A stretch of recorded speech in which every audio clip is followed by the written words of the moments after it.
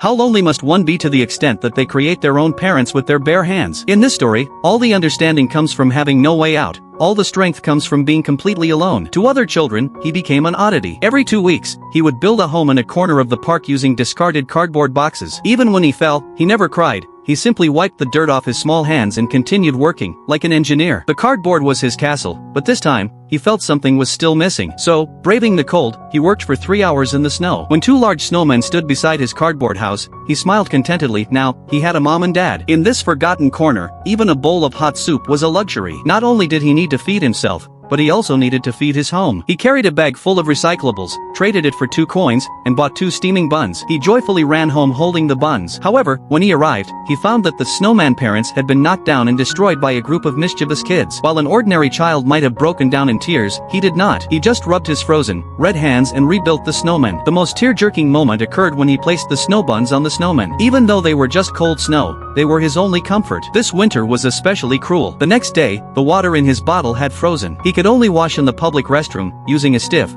frozen towel to wipe his face. He secretly snuck into a kindergarten and listened to the teacher reading The Little Match Girl. That was when he first learned that matches could make wishes. But then, a sneeze revealed his presence, and he had to hide in the bushes. Perhaps even God couldn't bear for him to hear the tragic ending, so he was spared from it. He began frantically searching for matches. He spent an entire night in the cold wind and finally met a little girl, whom he exchanged his only scarf with for a box of matches. He lit a match, and in that moment, he saw everything he had dreamed of, except for his mother's face. The flame went out, and the cold reality of the bridge tunnel remained. Then, on a rainy day, he met a trembling stray dog on his way home. Without hesitation, he shielded the dog from the rain. A group of girls passing by noticed the dog and decided to give it a warm home. Hearing the word home, the boy knew that kind of luck didn't belong to him. Watching the dog being taken away, he felt a moment of loss, but more than that, he felt a sense of relief. At least it wouldn't have to wander like he did. He turned and walked back into the rain, feeling lonely. But the next moment, a miracle happened. The dog broke free from the girl's arms and ran back to the boy's side. Watching the 2 figures in the rain, the loneliness he had always felt seemed to be redeemed in that moment. He couldn't understand why, after being sent to a heaven-like mansion, the dog would still run back to suffer with him. It turned out that a real home isn't a shelter from the storm, but a companion who is willing to stand by your side, even when you have nothing. As the old saying goes, the script of life has already been written in heaven,